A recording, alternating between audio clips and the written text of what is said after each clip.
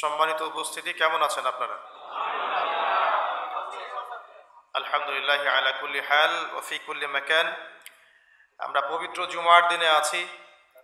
আল্লাহ পাক জুমার দিনে খুতবা শ্রবণ এবং সালাত আদায়ের উদ্দেশ্যে সুস্থ শরীরে মসজিদে আসার তৌফিক দিয়েছেন। আবারও বলি আলহামদুলিল্লাহ।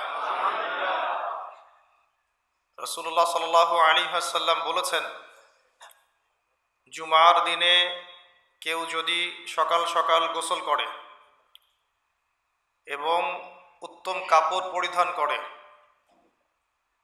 সুগন্ধি ব্যবহার করে, সকাল সকাল মসজিদে আসে এবং পায়ে হেঁটে মসজিদে আসে, ইমামের কাছাকাছি বসে, মনোযোগের সাথে খুতবা শ্রবণ করে, খুতবা চলাকালীন সময়ে কাউকে কষ্ট দেয় না, এমনকি কেউ যদি কথা বলে তাকে এটাও বলবে না যে চুপ করো,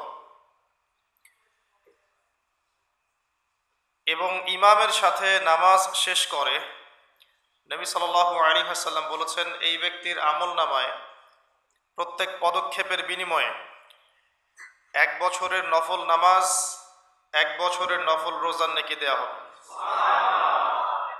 এই বিশাল নেকিটা নষ্ট হয়ে যাবে যদি খুতবা চলাকালীন সময় আমরা কথাবার্তা বলি, মোবাইলে ব্যস্ত থাকি, লুকিয়ে লুকিয়ে ভিডিও করি বা ফটো সেশন করতে থাকি ইত্যাদি, অন্যকে কষ্ট দেই, আপোষে কথাবার্তা বলি, তাহলে এই পুরো নেকিটা নষ্ট হয়ে যাবে। দেখবেন এটা বলে দেওয়ার পরেও কিছু মানুষ কথা বলবে, এই কাজ করবে। আল্লাহ পাক বলেছেন কিছু মানুষ সম্পর্কে, লাহুম কুলুবুন লা ইয়াফকাহুনা বিহা, আমি হৃদয় দিয়েছি উপলব্ধি করে না, ওয়া লাহুম আযানুন লা ইয়াসমাউনা বিহা, শ্রবণ ইন্দ্রিয় দিয়েছি শুনবে না, ওয়া লাহুম আ'য়ুনুন লা ইউবসিরুনা বিহা, চোখ দিয়েছি দেখবে না। আল্লাহ বলেছেন এমন কিছু মানুষের কথা, এবং তাদের বিষয়ে আল্লাহ বলছেন, উলাইকা কাল আনআম, এরা হচ্ছে গবাদি পশুর মতো, জাস্ট লাইক ক্যাটলস, গবাদি পশু, জন্তু জানোয়ারের মতো। বাল হুম আদাল, বরং তার চাইতেও নিকৃষ্ট। ওয়া উলাইকা হুমুল গাফিলুন, এরা হচ্ছে গাফেল সম্প্রদায়। আল্লাহ পাক এদেরকে দিয়েই জাহান্নাম পূর্ণ করবেন। ওয়া লাকাদ যারানা লিজাহান্নামা কাসীরাম মিনাল জিন্নি ওয়াল ইনস, প্রচুর জিন আর মানুষকে দিয়ে আমি জাহান্নাম পূর্ণ করব। অপরাধ এটাই, চোখ দিয়েছি দেখে নাই, কান দিয়েছি শোনে নাই, হৃদয় দিয়েছি উপলব্ধি করে নাই, এটাই অপরাধ। আর সহিহ বুখারীর মধ্যে 4 বার একটা হাদিস এসেছে যে আল্লাহ পাক আদম আলাইহিস সালামকে ডাকবেন কিয়ামতের মাঠে এবং বলবেন, তোমার সন্তানদের মধ্য থেকে জাহান্নামীদেরকে আলাদা করে দাও। আদম আলাইহিস সালাম বলবেন, কতজন হে আল্লাহ? আল্লাহ পাক বলবেন, প্রতি 1999 জনকে জাহান্নামের জন্য আলাদা করে দাও। যদিও এই উম্মতের বেশিরভাগ মানুষ জান্নাতে যাবে ইনশাআল্লাহ, বা জান্নাতীদের মধ্যে এই উম্মতের মানুষের সংখ্যা বেশি হবে, তবুও নবী সাল্লাল্লাহু আলাইহি ওয়াসাল্লাম বলেছেন যে আমার উম্মত 73টা দলে ভাগ হয়ে যাবে। বনু ইসরাঈল 72 দলে ভাগ হয়েছিল। ওয়া তাফতারিকু উম্মতি আলা 73 মিল্লাহ, আমার উম্মত 73টা দলে ভাগ হয়ে যাবে। কুল্লুহুম ফিন নার, প্রত্যেকটা দলই যাবে জাহান্নামে, ইল্লা মিল্লাতান ওয়াহিদা, একটা মাত্র দল ছাড়া। কিলা মান হিয়া ইয়া রাসূলুল্লাহ, বলা হলো তারা কারা হে আল্লাহ রাসূল সাল্লাল্লাহু আলাইহি ওয়াসাল্লাম? নবীজি বললেন, মা আনা আলাইহি ওয়া আসহাবি, আমি যার উপরে আছি, আমার সাহাবীরা যার উপরে আছে। আর দুর্ভাগ্যজনক হচ্ছে ইসলামের নামে যত দলাদলি হয়েছে সবারই এই একটাই দলিল যে মা আনা আলাইহি ওয়া আসহাবি, আমি যার উপরে আছি, আমার সাহাবীরা যার উপরে আছে। সবাই দাবি করে আমরা তাই করছি। কেন বেশিরভাগ মানুষ জাহান্নামে যাবে? একটা উত্তর আমরা পেলাম, চোখ দিয়েছি দেখেনি, কান দিয়েছি শোনেনি, কলব দিয়েছি উপলব্ধি করেনি, অর্থাৎ আল্লাহর সত্যের সন্ধান তারা পায়নি, সত্যকে মূল্যায়ন করে নাই, আল্লাহ পাকের বিধানের আনুগত্য করেনি। আরেকটা কারণ আছে, সেটা হলো শিরক। কারণ যে বেশিরভাগ মানুষ জাহান্নামে যাবে তাদের আমল নামায় একটা পাপ থাকবে, খুব কমন পাপ, সেটা হলো শিরকের পাপ। কিভাবে এটা বলতে পারি? এভাবে পারি যে আল্লাহ পাক সূরা নিসার মধ্যে বলেছেন, ইন্নাল্লাহা লা ইয়াগফিরু আন ইউশরাকা বিহি ওয়া ইয়াগফিরু মা দুনা যালিকা লিমান ইয়াশা। আল্লাহ পাক বলছেন, আমি শিরক ছাড়া অন্য যে কোনো গুনাহ যাকে ইচ্ছা ক্ষমা করে দেব। আল্লাহ পাক বলছেন, আমি আল্লাহ পাক শিরকের গুনাহ মাফ করেন না, অন্য যে কোনো গুনাহ যাকে ইচ্ছা আল্লাহ পাক মাফ করে দিবেন ইনশাআল্লাহ। তো আল্লাহ পাক যখন ঘোষণা দিলেন যে শিরক ছাড়া অন্য গুনাহ আমি মাফ করে দেব ইনশাআল্লাহ, শুধু মানুষের সাথে জড়িত বিষয় বাদ দিয়ে, কারণ মানুষের সাথে জড়িত বিষয় আল্লাহ রাব্বুল আলামিনের কাছে ক্ষমা চেয়ে লাভ হচ্ছে না। যেটা মানুষের সাথে জড়িত বিষয় সেটা আল্লাহর কাছে ক্ষমা চেয়ে লাভ হচ্ছে না। ধরেন আপনি কারো গীবত করেছেন, নাউজুবিল্লাহ, কারো সম্পদ আত্মসাৎ করেছেন, কারো প্রতি জুলুম করেছেন, কাউকে গালি দিয়েছেন, চুরি ডাকাতি করেছেন, ছিনতাই করেছেন, অন্যের সম্পদ আত্মসাৎ করেছেন, কাউকে ধর্ষণ করেছেন, অর্থাৎ অন্য কারো সম্মানহানি করেছেন, জান মাল ইজ্জতের হানি করেছেন। এই বিষয়টার ক্ষমা আল্লাহর কাছে পাওয়া যাবে না। এই ক্ষমাটা ওই বান্দার কাছে নিতে হবে যে ভাই আমি আপনার গীবত করেছিলাম, আমাকে মাফ করে দেন। ভাই আমি আপনার সম্পদ চুরি করেছি, এই নেন, ফেরত নেন। ভাই আমি তোমার জমি আত্মসাৎ করেছি, এটা তোমার, তুমি নিয়ে নাও। ভাই আমি তোমার কাছে টাকা ধার নিয়েছিলাম, দেইনি, এই যে দিয়ে দিলাম, শোধ। প্রতিটা বিষয় যেটা মানুষের সাথে জড়িত, হাক্কুল ইবাদ, এটা আল্লাহর কাছে ক্ষমা হবে না, এটা তার কাছেই ক্ষমা নিতে হবে, এবং এটা খুব কঠিন বিষয়। এর জন্য একটা কলবুন সালিম দরকার হয়, মানে সৎ মনের দরকার হয়। আর এই সৎ মন অনেক দাড়ি টুপির ভিতরেও থাকে না। আমি কি বুঝাতে পারছি? এই মনস্তাত্ত্বিক সততা দাড়ি টুপি জুব্বা পাগড়ির ভিতরে নাও থাকতে পারে, এটা ভিতরের ব্যাপার। যার কলব যত বেশি পরিচ্ছন্ন আলোকিত, সে তত বেশি সৎ হবে ইনশাআল্লাহ। কোনো কোনো ক্ষেত্রে আমরা এমনও দেখেছি যে একজন নন মুসলিম হিন্দু সম্প্রদায়ের মানুষ, সে মাপে কম দিচ্ছে না, একজন মুসলিম দিচ্ছে।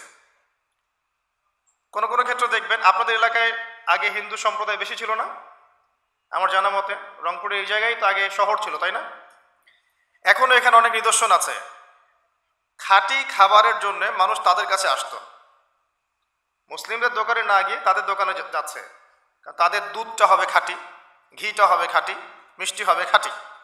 মুসলিমের দোকান বাদ দিয়ে তাদের কাছে যাচ্ছে মানুষ, সততা দিয়ে তারা মানুষের মন জয় করবে।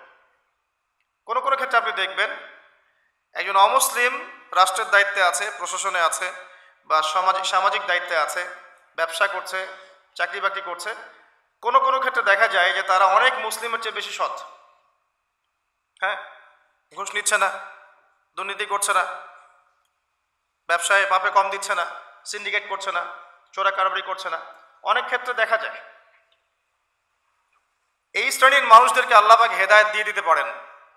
যাদের মনের মধ্যে আল্লাহ পাক সততা দেখবেন, আল্লাহ পাক তাকে হেদায়েত দিবেন ইনশাআল্লাহ, এটাই নিয়ম। আর যার হৃদয়ের মধ্যে সততা নাই, বাহ্যিকভাবে যদি মনেও হয় যে সে জান্নাতের পথে হাঁটছে, এমন হতে পারে দিন শেষে ও জাহান্নামেই যাবে, নাউজুবিল্লাহ। তো যে প্রসঙ্গে এখানে আসলাম, মানুষের সাথে জড়িত হকটা মানুষের সাথেই ডিল করতে হবে। এটা কাবা ঘরের গেলাফ ধরে কানলেও ক্ষমা হবে না, কারণ আল্লাহ পাক তো রহমানুর রহিম নন, শুধু আল্লাহ পাক ন্যায় বিচারকও বটে। কথা কি বুঝতে পারছেন? আল্লাহ পাক শুধু রহমানুর রহিম নন যে সব মাফ করে দিব, একই সাথে শাদীদুল ইকাব, কঠোর শাস্তিদাতাও বটে। এবং আল্লাহ পাকের ন্যায় বিচার, ইনসাফটা সবচেয়ে উপরে। আল্লাহ পাক ইনসাফ করবেন, ইনসাফ করবেন। রহমানুর রহিম কোন অর্থে? আল্লাহ পাক চান যে তার বান্দারা জান্নাতে যাক, এবং তার জন্য আল্লাহ পাক নবী রাসূল পাঠিয়েছেন, আসমানি কিতাব পাঠান, মানুষকে খাওয়ান, পড়ান, হেদায়েত দেন, ভালো মন্দ বোঝান, বিবেক দেন, সব কিছু দেন। রহমানুর রহিম ছাড়া কোনো সত্তা এমন করতে পারে? এরপরেও যখন মানুষ জাহান্নামের পথে হাঁটবে, তখন আল্লাহ পাককে আমরা দোষ দিতে পারবো? পারবো না। কিয়ামতের দিনের দরকার ছিল। আগে আমরা ভাবতাম যে কিয়ামতের দিনের কি দরকার ছিল, ছোটবেলায় ভাবতাম আর কি, যে এত সমস্যা, মানুষ হয়ে জন্ম নিয়েই তো বিপদে পড়ে গেলাম, কিয়ামতের দিনে তো অবস্থা খারাপ, কি জন্য আল্লাহ এত কঠিন শাস্তি দিবেন, জাহান্নাম সৃষ্টি করেছেন ইত্যাদি। সত্যিকার অর্থে কিয়ামতের দিন না থাকলে কোনো জালেমের বিচার হতো না, যাদের বিচার দুনিয়া হয়নি। কথা কি বুঝতে পারছেন? যে জালেমদের বিচার দুনিয়াতে হয় নাই তারা পার পেয়ে যেত। কিয়ামতের মাঠ আছে বলেই তারা পার পাবে না। আর যে মাজলুমরা দুনিয়াতে কেঁদেছে, দুনিয়াতে কষ্ট সহ্য করেছে, সাফার করেছে, তাদের জন্য সুসংবাদ কিয়ামতের মাঠ, তারা সেখানে প্রতিদান পাবে ইনশাআল্লাহ। এজন্যই কিয়ামতের মাঠের দরকার ছিল, না হলে সব জালেম কি হতো? পার পেয়ে যেত, যারা দুনিয়াতে বিচার পায়নি। তো এর জন্য সৎ মনের দরকার। যদি মানুষের সাথে জড়িত বিষয় থাকে তাকে ফেরত দিতে হবে। যদি আপনি জনগণের সম্পদ আত্মসাৎ করে থাকেন, সবার সামনে দাঁড়িয়ে বলতে হবে যে তোমাদের এই সম্পদ ছিল, আমি আত্মসাৎ করেছি, আমার সম্পদ থেকে এগুলো নিয়ে নাও। তারপরে জান্নাতের প্রশ্ন আসবে, তার আগে নয়। এত সহজ নয়। তাহলে কিয়ামতের মাঠে উঠে দেখবেন যে কিছু কিছু মানুষের ঘাড়ের মধ্যে দেখবেন রিলিফের মাল আছে। হ্যাঁ, কিয়ামতের মাঠে উঠে দেখবেন কিছু মানুষের ঘাড়ে রিলিফের মাল আছে, টিন আছে, গম আছে, চাল আছে, ত্রাণ আছে। নবী সাল্লাল্লাহু আলাইহি ওয়াসাল্লাম বলেছেন, যে যেটা আত্মসাৎ করবে সেটা নিয়ে কিয়ামতের মাঠে উঠবে। কেউ যদি একটা গরু আত্মসাৎ করে থাকে, গরু তার ঘাড়ে থাকবে। হ্যাঁ, গরু নিয়ে হাঁটবে সে। কেউ যদি ছাগল আত্মসাৎ করে থাকে, ছাগল থাকবে ঘাড়ে। কেউ যদি কারো জমি আত্মসাৎ করে থাকে, জমি, ওই এক তবক হলে 7 তবক চাপিয়ে দেওয়া হবে। তবক মানে তো বোঝেন, তবাক আন তবাক, কোরআন পড়ে দেখেন। এর জন্য দুনিয়াতে হকটা মেটাতে হবে, এটা খুব ডিফিকাল্ট। ওমর রাদিয়াল্লাহু আনহু একবার একজন বেদুইনের বুকের মধ্যে লাঠি দিয়ে আঘাত করেছিলেন। আঘাত করাটা তার জন্য জায়েজই ছিল ওই সময়, কারণ সে বিরক্ত করছিল বারবার। ওমর রাদিয়াল্লাহু আনহু রাষ্ট্রীয় বড় দায়িত্ব পালনে ব্যস্ত ছিলেন। এই সময় একজন বেদুইন এসে তার জামা ধরে টান দিচ্ছে, দিয়ে বলছে যে আমার কথা শোনেন, আমার কথা শোনেন।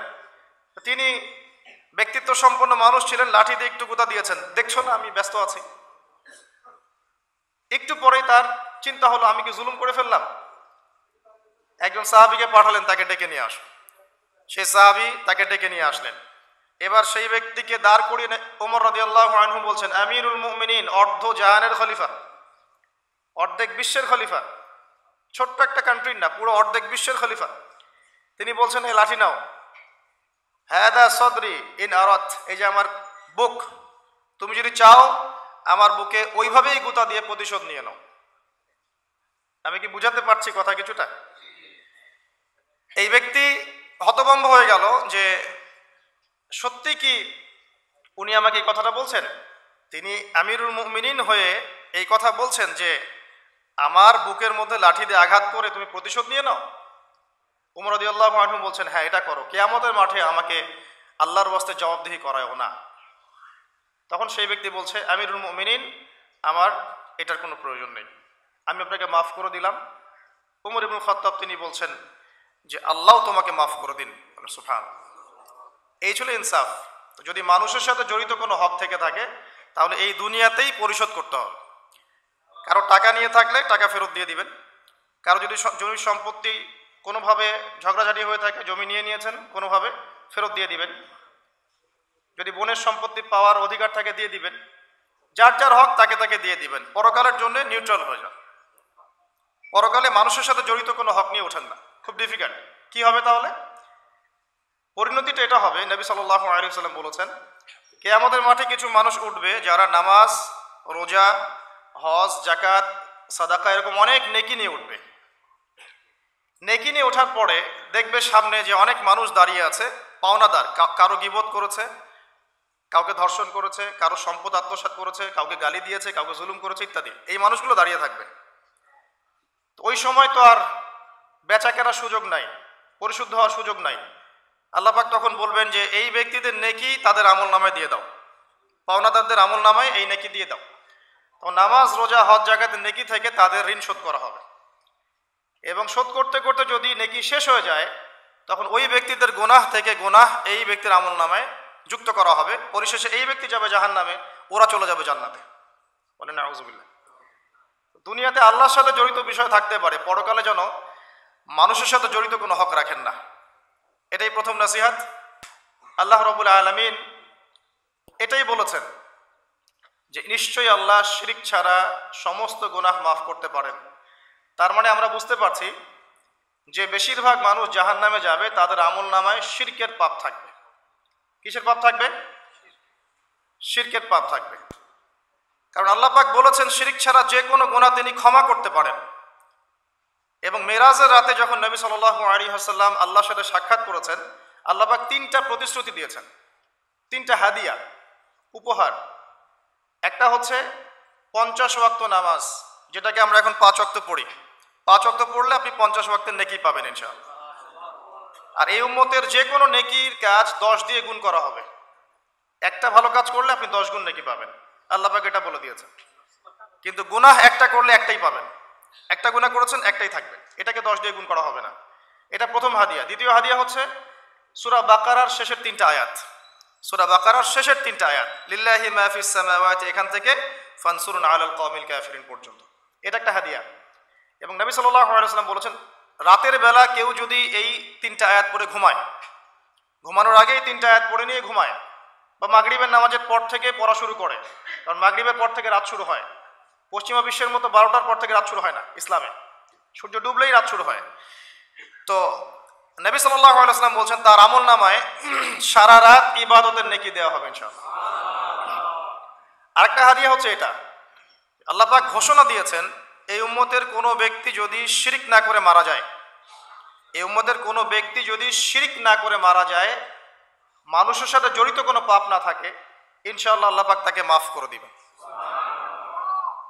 আর এই সূরা নিসার আয়াতটাও এটাই প্রমাণ করছে। আল্লাহ পাক বলছেন, ইন্নাল্লাহা লা ইয়াগফিরু আন ইউশরাকা বিহি, আল্লাহ পাক শিরকের গুনাহ মাফ করেন না, ওয়া ইয়াগফিরু মা দুনা যালিকা লিমান ইয়াশা, এবং এছাড়া যে কোনো পাপ আল্লাহ পাক যাকে ইচ্ছা মাফ করতে পারেন। আল্লাহ পাক পরম করুণাময়, অসীম দয়ালু। এক ব্যক্তি 100টা খুন করেছিল, 99টা খুন করার পরে, এটা বনু ইসরাইলের ঘটনা, এটা গল্প নয়, কেচ্ছা কাহিনী নয়, সত্য ঘটনা। সে তওবার সুযোগ খুঁজছে, তওবা করা যাবে কিনা। খুঁজতে খুঁজতে খুঁজতে একজন আবেদের কাছে গিয়েছে। আবেদ মানে যে ইবাদত করে কিন্তু জ্ঞান নাই।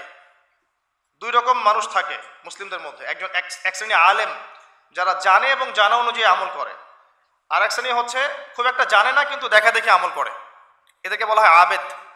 এই ব্যক্তি ছিল আবেদদের একজন। তার কাছে গিয়ে বলছে, আমার কি তওবা হবে? আমি 99টা খুন করেছি, সিরিয়াল কিলার। তো সেই ব্যক্তি বলেছে, না, তোমার কিসের ক্ষমা, তুমি এতগুলো খুন করেছো, তোমার ক্ষমা হতে পারে? তো রাগে এই ব্যক্তিকেও সে খুন করেছে, করে 100টা পূর্ণ করেছে। এরপরে আরেকজনের সন্ধান পেয়েছে যে একজন আলেম, তার কাছে গিয়ে তওবার সুযোগ খুঁজছে। সে বলল, হ্যাঁ, তোমার তওবা হবে ইনশাআল্লাহ, তুমি খালেসভাবে তওবা করো, করে এই এলাকা থেকে চলে যাও। কারণ তওবার পরে একটা নতুন জীবন শুরু করবে, এই পরিবেশে থাকলে তুমি অতীতের হিস্ট্রিগুলো তোমার মনে পড়বে, তুমি চলে যাও দূরে কোথাও, সেখানে গিয়ে থাকা শুরু করো। সে তওবা করে ওইদিকে চলে যাচ্ছিল, রাস্তায় মৃত্যু হয়। এবার দুই শ্রেণীর ফেরেশতা চলে আসছে, জান্নাতের এবং জাহান্নামের। কে তার আত্মা নেবে? আমরা মৃত্যুর সময় টের পেয়ে যাব যে কে জান্নাতি কে জাহান্নামী, ফেরেশতাদের আকৃতি দেখেই, ঠিক আছে? আর একজন মানুষের মৃত্যু থেকেই তার কিয়ামত শুরু হয়ে যায়। কিয়ামত কবে হবে এর চেয়ে বড় কথা যে মৃত্যুর জন্য আমরা প্রস্তুত কিনা। তো এখন জাহান্নামের ফেরেশতারা রূহ নিতে চাচ্ছে ওই ব্যক্তির, আবার জান্নাতি ফেরেশতারাও চাচ্ছে। দুজনের মাঝখানে একটা ডিবেট চলছে। আল্লাহ রাব্বুল আলামিন তখন কৌশল করে বললেন, তোমরা রাস্তাটা মেপে দেখো, সে যতদূর এসেছিল এই রাস্তার পরিমাপ বেশি, না যেখানে যাচ্ছিল এর পরিমাপ বেশি। দেখা গেল যে সে যতদূর গিয়েছিল এর পরিমাপ বেশি। আল্লাহ পাক জমিনকে প্রশস্ত করে দিলেন। এভাবে কৌশল করে আল্লাহ পাক এই ব্যক্তিকে মাফ করে দিলেন। এখানে আপনাকে খুনের অ্যাক্সেস দেওয়া হচ্ছে না, এই হাদিসটা বলে আপনাকে খুন করতে উৎসাহিত করা হচ্ছে না, আপনাকে বোঝানো হচ্ছে আল্লাহ পাকের মার্সি, দয়া কত প্রশস্ত। আর দুজন ব্যক্তি, এটা বলে সামনে যাচ্ছে, আর দুজন ব্যক্তি, এটা আমাদের মুসলিমদের জন্য শিক্ষা আছে। কারণ আমরা মুসলিমরা মনে করি যে আমরা সুপিরিয়র হয়ে গেছি। মাশাআল্লাহ, জুমার নামাজে আসি, রমজানের রোজা রাখি, মাঝে মাঝে একটু জাকাত দেই, সুযোগ পেলে একটা হজ উমরা করে আসি, তাই না? মাঝে মাঝে মসজিদে এসে নামাজ পড়ি, আমরা মনে হয় জান্নাতের সার্টিফিকেট পেয়ে গেছে, আমরা এমনটা মনে করি আর কি। দুই ব্যক্তি, একজন অনেক আল্লাহওয়ালা মানুষ, আর একজন হচ্ছে যে আল্লাহর দিনের খুব একটা পরোয়া করে না। তো এই বন্ধু সেই বন্ধুকে দাওয়াত দেয়, দিনের পথে আসো, দিনের পথে আসো আসো। এই ব্যক্তি শোনে না। তো একদিন এই ব্যক্তি বলে ফেললো, যে ব্যক্তি একটু পায়াস টাইপের রিলিজিয়াস মুসলিম, সে বলে ফেললো যে আল্লাহ তোকে কখনো মাফ করবে না। কথাটা শোনেন, আল্লাহ তোকে মাফ করবে না, তোকে এত ডাকি দাওয়াত দিই তুই কথা শুনিস না। মৃত্যুর পরে আল্লাহ পাক এই দুইজনকে জীবিত করলেন, জীবিত করে বললেন কে তোমাকে ইখতিয়ার দিয়েছে যে আমি কাউকে ক্ষমা করব কি করব না এই বিষয়ে সিদ্ধান্ত দেওয়ার?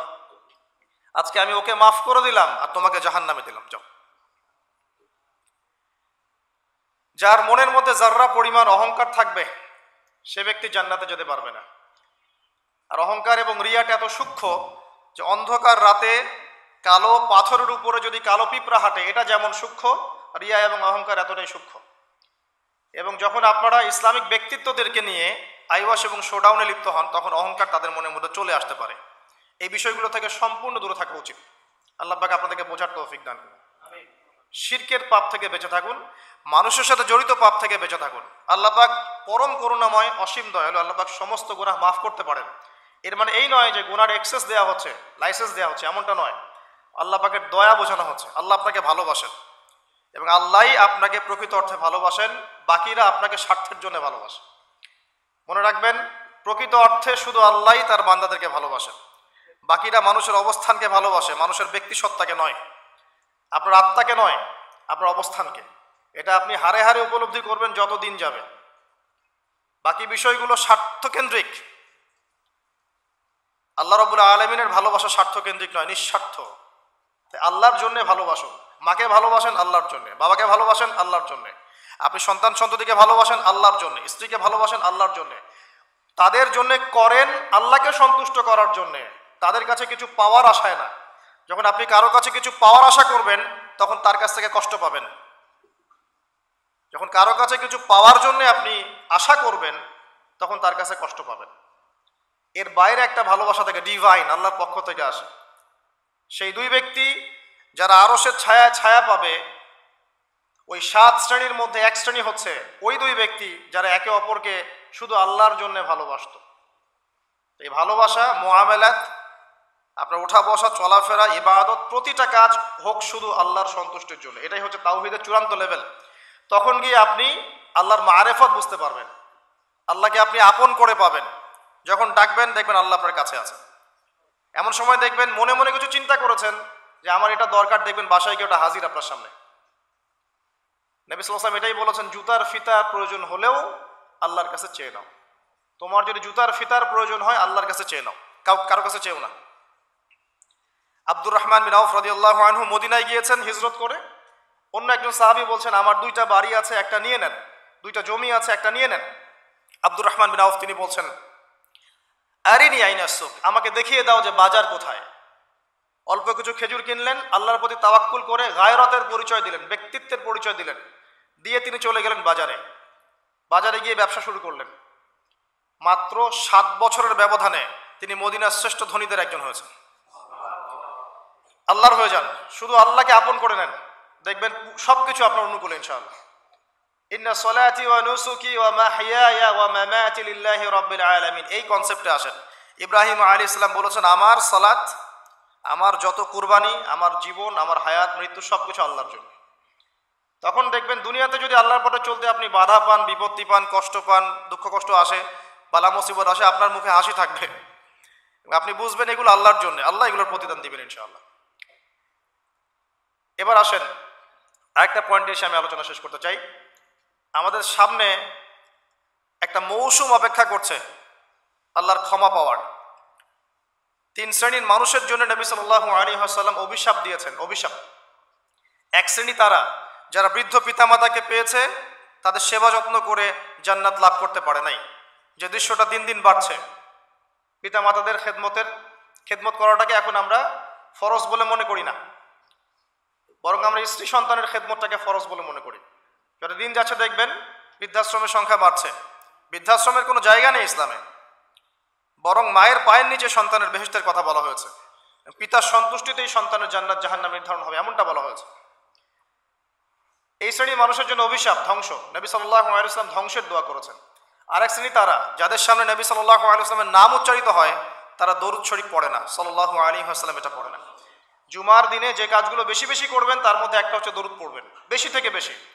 আল্লাহ পাকের এক শ্রেণীর ফেরেশতা আছেন যারা দরুদ কালেক্ট করেন এবং নবী সাল্লাল্লাহু আলাইহি ওয়াসাল্লামের রওজা এবং কবরে পৌঁছে দেন। নবী সাল্লাল্লাহু আলাইহি ওয়াসাল্লাম উত্তর দেন। এটা কিভাবে দেন এটা ব্যাখ্যা আমরা করতে পারবো না, কারণ সবকিছু যুক্তি দর্শন বিজ্ঞান দিয়ে প্রমাণ করা যাবে না। পশ্চিমারা যা শিখাচ্ছে যে যুক্তি বিজ্ঞান দর্শন পরীক্ষা নিরীক্ষা পর্যবেক্ষণের মাধ্যমে যা লাভ করা যায় তাই জ্ঞান, এর সাথে ইসলাম সম্পূর্ণভাবে একমত না। ইসলামের অনেক কিছু আছে যেগুলোর ব্যাখ্যা আপনি যুক্তি বিজ্ঞান দর্শন দিয়ে পাবেন না। বিজ্ঞানকে জিজ্ঞাসা করেন, excuse me mister science, can you give me the definition of রুহ, can you give us the definition of রুহ বা সোল। সায়েন্স আপনি কি আমাকে আত্মার সংজ্ঞা দিতে পারবেন? সায়েন্সের দৌড় শেষ, পারবে না। জিজ্ঞাসা করেন ঘুমের ডেফিনেশন দিতে, একটা মেডিকেল ব্যাখ্যা দিতে পারবে, স্বপ্ন এবং ঘুমের ব্যাখ্যা দিতে পারবে না। জিজ্ঞাসা করেন যে কবর আযাবের ডেফিনেশন দিতে, পারবে না। জিনদের সংজ্ঞা দেন, জিনকে প্রমাণ করেন পরীক্ষা নিরীক্ষা পর্যবেক্ষণে, পারবেন না। আল্লাহ পাক বলেছেন ওয়া মা খালাকতুল জিন্না ওয়াল ইনসা ইল্লা লিয়াবুদুন। কনফ্লিক্ট আছে এখানে। মালায়েকা ঈমানের দ্বিতীয় পিলার, আল্লাহ বিশ্বাস তারপরেই মালায়েকায় বিশ্বাস। মালায়েকাকে তারা প্রমাণ করতে পারবেন না। আপনি সায়েন্স এটা ল্যাবে বসে প্রমাণ করতে পারবেন না যে এই জায়গাটা ফেরেশতারা ঘিরে রেখেছেন, ফেরেশতারা দরুদ কালেক্ট করেন পৌঁছে দেন। এটা বারজাখ, টোটালি ডিফারেন্ট একটা জগৎ। এটার ব্যাখ্যা আমরা করতে পারবো না। তাই যেগুলোর ব্যাখ্যা করা যায় না সেগুলোর অস্তিত্ব নাই, কথাটা ঠিক নয়। বরং এটা সায়েন্সের বা যুক্তির বা দর্শনের দুর্বলতা, ইসলামের দুর্বলতা নয় এটা। নবী সাল্লাল্লাহু আলাইহি ওয়াসাল্লাম মেরাজে গিয়েছেন, কিভাবে গিয়েছেন, এত আসমান কিভাবে গেলেন, এর সবকিছু সায়েন্স দিয়ে আপনি ব্যাখ্যা করতে পারবেন না। এই জায়গায় একটা শিরক হচ্ছে। মুসলিমদের কনসেপ্ট হয়ে গেছে এমন যে কিছু প্রমাণ করা গেলেই সায়েন্স দিয়ে তাহলে বিশ্বাস করবো, না হলে করবো না। এই কনসেপ্ট ঠিক না। আপনি আপনার আত্মাটাই প্রমাণ করতে পারবেন না। এটা কঠিন না, তরল না, বায়বীয় না, কি কোথায় থাকে, মৃত্যুর সময় কোথায় যায়, একটা ডেড বডি আর আমার মধ্যে কি পার্থক্য, আত্মার পার্থক্য না, এর রুহটা কোথায় গেল, কি হলো, এটা ব্যাখ্যা করতে পারবেন না। সবকিছুকে এভাবে প্রোটেস্ট্যান্ট ভার্সনে চিন্তা করবেন না। তো আসেন, ফেরেশতারা কালেক্ট করেন পৌঁছে দেন, নবী সাল্লাল্লাহু আলাইহি ওয়াসাল্লাম অ্যানসার দেন। আরেক শ্রেণী হচ্ছে তারা যারা রমজান মাস পেয়েছে, 1 মাস পরে রমাজান, এখন থেকে 1 মাস পরে রমাজান, রমাজান মাসকে পেয়েছে, রমজান মাসে ইবাদত বন্দেগী করে আল্লাহর কাছ থেকে ক্ষমা নিতে পারলো না, এরা ধ্বংস হয়ে যাক, নাউজুবিল্লাহ। 1 মাস পরে আসছে রমাজান, দুনিয়াদার মানুষরা অলরেডি প্ল্যান করে ফেলেছে রমজানে কোন কোন পণ্যের দাম কি কি হবে, কিভাবে সিন্ডিকেট করা যায়, কি করা যায়, কেমনে লাভ করা যায়, কি সব ওদের প্ল্যান রেডি। দিনদার মানুষরা এমন করবে না। দিনদার মানুষ যারা ক্ষমা পেতে চায় তাদের কয়েকটা কাজ আমি বলে শেষ করছি। 1 নাম্বার, রমজান মাসে 5 ওয়াক্ত নামাজ জামাতে পড়ার চেষ্টা করেন। পারবেন না? ইনশাআল্লাহ। হঠাৎ করে কিন্তু একটা জায়গায় শুরু করা যায় না। রমজান থেকেই শুরু করব এমনটা করা যাবে না, কিন্তু আগে থেকেই স্টার্ট করতে হবে, তাহলে রমজানে গিয়ে আপনি ফ্লো সৃষ্টি করতে পারবেন। ফ্যান ছেড়েছেন, ফ্যানটা কি ধাপ করে এত জোরে হয়েছে? আস্তে আস্তে আস্তে আস্তে বেড়েছে। একটা স্পিড আসতে সময় লাগে। আপনি প্রথমে দৌড় শুরু করেই তো বাইকে আপনি 100 টানতে পারবেন না, আপনাকে গ্র্যাজুয়ালি যেতে হবে। এটাই সুন্নাহ, আল্লাহ পাকের সুন্নাহ গ্র্যাজুয়াল। দিন থেকে রাত কিন্তু ধাপ করে হয় না, আস্তে আস্তে হয়। রাত থেকে দিন আস্তে আস্তে হয়। আপনি এখান থেকে শুরু করেন, শাবান মাস থেকে। শাবান মাসে মাঝে মাঝে কিছু রোজা রাখেন, কয়েকটা সম শাবান মাসে রাখেন। নবী সাল্লাল্লাহু আলাইহি ওয়াসাল্লাম শাবানে বেশি বেশি রোজা রাখতেন। আল্লাহ পাক আমাদেরকে তৌফিক দান করুন, যাতে রমজানে গিয়ে আমাদের কষ্টটা কম হয়। 5 ওয়াক্ত নামাজ জামাতে পড়ার চেষ্টা করেন। সেহরিতে এমনভাবে খাবেন না যে মনে হয় এটাই আপনার জীবনের শেষ খাওয়া, এভাবে খাবেন না। সেহরিতে কম খান, যত বেশি খাবেন তত বেশি আপনি অলস হয়ে যাবেন। মুসলিমদের উচিত নয় খুব বেশি ভরপেট খাওয়া, এবং এই সুন্নাতটা এখন কিতাবের মধ্যে আছে, আমাদের বডি এবং আমলের মধ্যে সুন্নাতটা খুব একটা নাই। যত বড় আশিকের রাসূল দেখবেন তত বড় ভুঁড়ি, এটাই বাস্তবতা। আমরা ভোগবিলাসী হয়ে গেছি আর কি। এটা আখিরুজ জামানের সাইন। নবী সাল্লাল্লাহু আলাইহি ওয়াসাল্লাম বলেছে শেষ জামানে এক শ্রেণী মানুষ আসবে যাদের উঁচু ভুঁড়ি থাকবে, ঠেস দিয়ে বসে থাকবে এবং আরাম প্রিয় হবে। হাদিসের পাতায় পাতায় এগুলো আছে, কি বলা নাই হাদিসে। ঈসা ইবনে মারইয়াম যখন আসবেন সিরিয়ার দামেস্কের সাদা মসজিদের মিনারের উপরে, তখন তার মাথা দিয়ে টপ টপ করে পানির ফোঁটা পড়বে, এটাও হাদিসে বলা আছে। মাসীহুদ দাজ্জালকে তিনি কোথায় মারবেন, কোথায় হত্যা করবেন, সেটাও হাদিসে আসছে, প্যালেস্টাইনের বাবেলুদ নামক জায়গায়। কি নাই ইসলাম? সব কিছু আছে। মানতে পারি না সেটা ডিফারেন্ট বিষয়, কিন্তু স্বীকার করতে হবে যে আছে, ইনশাল্লাহ জান্নাত যাওয়া যাবে। মানতে পারি না, আমল করতে পারি না, প্রতিবন্ধকতা আছে, সেটা আল্লাহ পাক এক্সকিউজ নেবেন হয়তোবা, কিন্তু আগে স্বীকার করতে হবে, আকীদা ঠিক করতে হবে যে হ্যাঁ এখানে সলিউশন আছে। আল্লাহ পাক এতটুকু করার তৌফিক অন্তত আমাদেরকে দান করুন। ইফতারেও কম খাবেন। ইফতারে সারাদিন রোজা রেখে বেশি খাবেন না, খেতে হলেই পেটের এক ভাগ খান, এক ভাগ ফাঁকা রাখেন, আপনি ইবাদত করে স্বাচ্ছন্দ্য বোধ করবেন। ইফতারে বেশি খেলে তারাবি নামাজ পড়তে পারবেন না, এবং তারাবি জামাতে পড়ার চেষ্টা করবেন, তারাবি সালাতে সুন্দর করে লম্বা করে পড়ার চেষ্টা করবেন, সময় লাগুক 1 ঘন্টা 2 ঘন্টা। সবচেয়ে উন্নত মানের হাফেজকে রাখবেন, যার তেলাওয়াত শুনলে নামাজে মনোযোগ বাড়ে, সুমধুর তেলাওয়াত করবে, পুরো কোরআন খতম করবে। আমরা মনোযোগের সাথে তারাবি করবো ইনশাআল্লাহ। তারাবি সালাতের মাঝখানে দোয়া করবেন, সেজদায় বেশি বেশি দোয়া করবেন, রমজান মাসে দোয়া কবুল হয়। রোজা রাখা অবস্থায় বেশি বেশি দোয়া করবেন, নিজের জন্যে, পরিবারের জন্যে, আত্মীয় স্বজনের জন্য, দেশের জন্য, উম্মার জন্য, সবার জন্য দোয়া করবেন। দোয়ার মধ্যে সাম্প্রদায়িক হবেন না, স্বার্থপর হবেন না, সবার জন্য দোয়া করতে শেখেন। আল্লাহ পাক আপনার দোয়া বেশি বেশি কবুল করবেন ইনশাআল্লাহ। রমজান মাসে জাকাতগুলো দিয়ে দিবেন। জাকাত হচ্ছে ইসলামিক ইকোনমিক্সের বেস, জাকাতটাই বেস। শুধুমাত্র একটা কাজ যদি করতে পারতাম আমরা, এটা যাদের ক্ষমতা আছে তারা যদি কখনো মূল্যায়ন করে হয়তোবা উপকার হবে। এই দায়িত্ব আমাদের না, আমাদের দায়িত্ব শুধু প্রচার করা।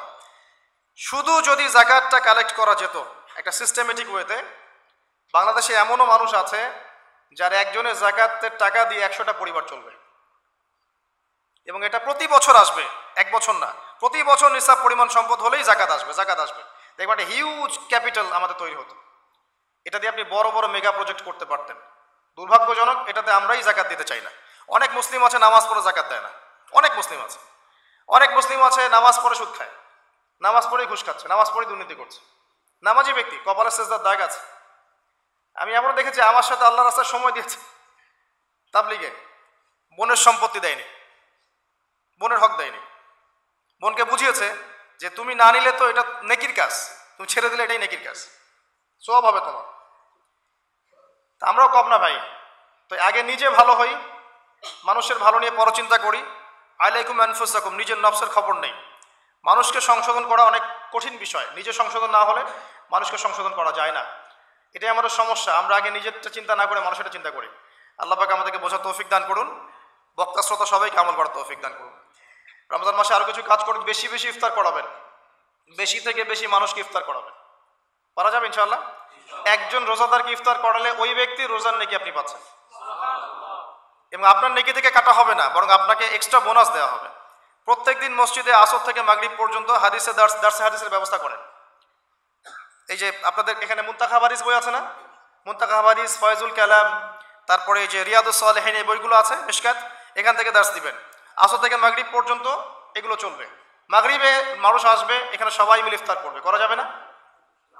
ইফতার করাবেন, পরিবেশ মজা থাকবে। ইফতার যারা বাসায় করবেন, আমার অনুরোধ হচ্ছে পরিবার বর্গকে সাথে নিয়ে ইফতার করেন, যাতে ছোট ছোট বাচ্চারা দেখে যে আমরা এভাবে ইসলামিক সংস্কৃতি দেখে বড় হয়েছে। এখন এক একটা পরিবার এক একটা জগৎ, একটা ছাদের নিচে 10টা জগৎ, কারণ 10 জনের হাতে 10টা ফোন, এক একজন এক একটা ঘরে, ফোনের মধ্যে এক একটা ওয়ার্ল্ড, এক একটা জগৎ, কারোর সাথে কারো কথা নাই, আত্মকেন্দ্রিকতা। আর পাশে কে ফ্ল্যাটে কে আছে এটা দেখার সময় নাই। তো পরিবারের সদস্যদেরকে নিয়ে ইফতার করেন। আরেকটা নসিহত করব, রমজানের যে বাজার, এই বাজারটা আগেই করে রাখেন। রমজান মাসে বেশি বেশি বাজারে যাবেন না, সময় নষ্ট করবেন না, বেশি বেশি কোরআন তেলাওয়াত করবেন। রমজান মাসে কোরআন তেলাওয়াত এজন্য করবেন, কোরআন এই মাসেই নাজিল হয়েছে, অন্তত একটা বার খতম দেওয়ার চেষ্টা করুন। পারা যাবে? আলিফ লাম মিম থেকে একদম মিনাল জিন্নাতি ওয়ান নাস পর্যন্ত প্রত্যেকদিন 1 পারা করে পড়েন, 30 দিন 30 পারা হয়ে যাবে। পারা যাবে না? যারা হাফেজে কোরআন আছেন এই মাসে কোরআনটাকে হিফজ করবেন, আরো ভালো করে চর্চা করবেন। যারা আরো বড় স্কলার আছেন কোরআনকে গবেষণা করবেন, কোরআনের দার্স দিবেন, মানুষকে কোরআনের কথা বলবেন। এটা একমাত্র কিতাব যার মধ্যে প্রতিটা বিষয় সলিউশন আছে, এবং এটা মানুষের ভিতর ঢুকে গেলে আপনাকে তখন তরবারির জোরে ইসলাম আর কায়েম করতে হবে না। ইসলাম এভাবে কায়েম হয়েও নাই, মানুষের মন পরিবর্তনের মধ্য দিয়ে ইসলাম কায়েম হয়েছে। তো কোরআন মানুষের ভিতরে ঢুকিয়ে দেন, অটোমেটিক দেখবেন সে আল্লাহর পথে চলে আসবে ইনশাআল্লাহ। এটাই মূল কাজ, জ্ঞানতাত্ত্বিক কাজটাই মূল, মানুষকে জ্ঞানী করাটাই মূল কাজ। আমরা বেসিক কাজ করতে চাই না, বড় বড় স্বপ্ন দেখি। বেসিক কাজ দেখবেন, 5 ওয়াক্ত নামাজ পড়তে চাই না, যাকাত দিতে চাই না, কোরআন তেলাওয়াত করতে জানি না, বাসায় পর্দা নাই, হালাল রিজিক নাই, কিন্তু বড় বড় কথা বলি। ব্যক্তি জীবন ঠিক করা উচিত আগে, বড় বড় কথা অনেক পড়ে, এগুলো সময় না। এখন প্রাইমারি লেভেলের কাজ ঠিক নাই, ভিত্তি ঠিক নাই, আপনি বাড়ি বানাবেন কিভাবে?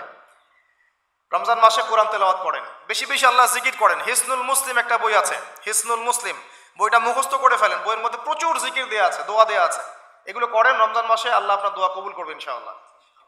তারাবি নামাজ পড়েন, একসাথে ইফতার করেন, বাজারগুলো আগে করে ফেলেন, বাজারে বেশি সময় দিবেন না।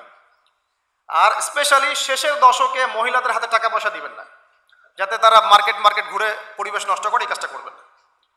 আপনি বাজারঘাট করে দিবেন। শেষ দশকে দেখা যায় যে আমরা আমাদের টাকা পয়সাগুলো বাসায় ফ্যামিলি থেকে দেই, বা শেষের দশকে সারা মার্কেট ভর্তি, এরা ঘুরে বেড়াচ্ছে মার্কেট, লাইলাতুল কদরের কোনো খবর নাই। ইভেন আমরাও শেষের দশকে দেখবেন মার্কেটে আরো বেশি ব্যস্ত হয়ে যায়। এত ব্যস্ত হতে হবে কেন? একটা নতুন জামা দরকার, তো এটা এখন কিনে ফেলেন। এখন ঈদের নিয়ে একটা জামা কিনে ফেলে রেখে দেন, সমস্যা কি? শেষ দশকে আল্লাহ রাব্বুল আলামিন বলেছেন একটা রাত আছে, যেই রাতে ইবাদত করলে 1000 মাস ইবাদতের নেকি পাওয়া যায়। এই রাতে আপনি যা চাবেন তাই পাচ্ছেন। ওই রাতটা নবী সাল্লাল্লাহু আলাইহি ওয়াসাল্লাম ফিক্স করে দেননি, বলেনি যে 87 হবে, 29 হবে, 23 হবে, কখনো না।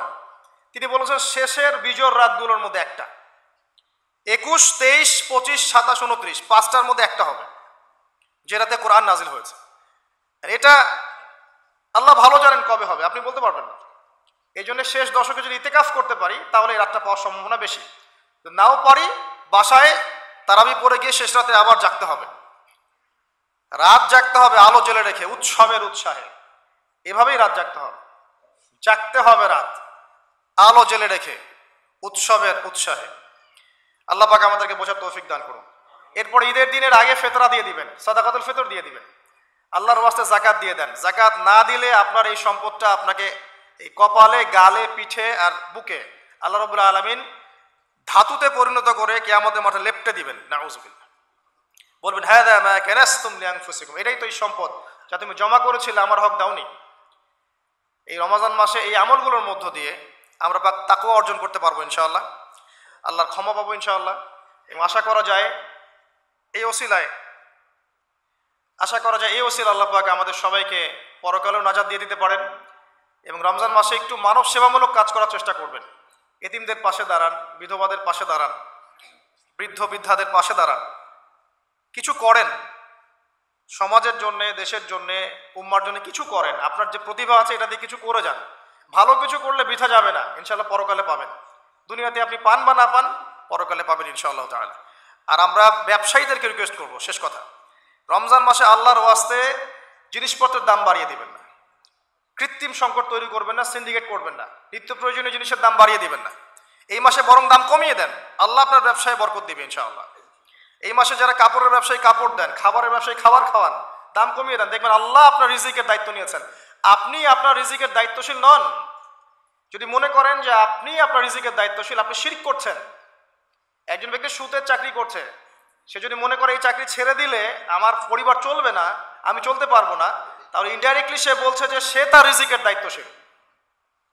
সে চলতে পারবে কি পারবে না কে জানে। এটা এমন অনেক মানুষ আছে যাদের কানে এই লেকচারগুলো পৌঁছেছে সুদ সংক্রান্ত, তারা 60,000, 70,000, 80,000 টাকার চাকরি ছেড়ে দিয়েছে, কৃষিকাজ করছে, কফি শপ দিয়েছে, কাপড়ের ব্যবসা করছে। এখন আমাদেরকে মেসেজ পাঠায়, আমাকে বলে ভাই পরিবারে বরকতের শেষ নেই আলহামদুলিল্লাহ। আগে বরকত ছিল না, 1 লাখ টাকা বেতন পেতাম, মা অসুস্থ, বোন অসুস্থ, স্ত্রীর সমস্যা, এই ক্যান্সার, ওই অসুস্থতা, এখন কোনো রোগ নাই, আল্লাহ ভালো করে দিয়েছেন। তো আল্লাহ পাক বারাকা দিবেন। হালালে থাকেন আল্লাহর ওয়াস্তে, হারামে যায় না। বেসিক কিছু কাজ করেন, পড়াশোনা করেন, কোরআন তেলাওয়াত করেন, কোরআনটা বোঝার চেষ্টা করেন, নবী সাল্লাল্লাহু আলাইহি ওয়াসাল্লামের সুন্নাহ মতো চলার চেষ্টা করেন, পরিবারের আদর্শটা ঠিক করার চেষ্টা করেন, হালাল খান, মানুষকে ইসলামের দাওয়াত দেন, অমুসলিমদেরকে ইসলামের সৌন্দর্য ফুটিয়ে তোলেন, যাতে করে তারা এই সৌন্দর্য দেখে ইসলামের দিকে আসতে পারে। এবং কারো প্রতি জুলুম করবেন না, অত্যাচার করবেন না, নির্যাতন করবেন না, এবং আত্মঅহংকারে ভুগবেন না যে আমরাই শ্রেষ্ঠ, সবাই বাতিল, এমনটা মনে করবেন না। মুসলিমদেরকে এক মনে করেন, সবাইকে সাথে নিয়ে ইসলামের সৌন্দর্য দিয়ে কোরআন এবং সুন্নাহর সমাজ গঠন করার চেষ্টা করেন। আল্লাহ পাক সবাইকে তৌফিক এনায়েত করুন, আমিন। আমি এই বলে আমার সংক্ষিপ্ত বয়ান এখানেই শেষ করছি। আকুলু কওলি হাযা আস্তাগফিরুল্লাহ লি ওয়া লাকুম ওয়া লিসাইরিল মুসলিমিন। বারাকাল্লাহু লানা ওয়া লাকুম বিল আয়াতিল হাকীম। ইন্নাহু তাআলা জাওয়াদুন কারীম ওয়ার রাউফুর রহিম।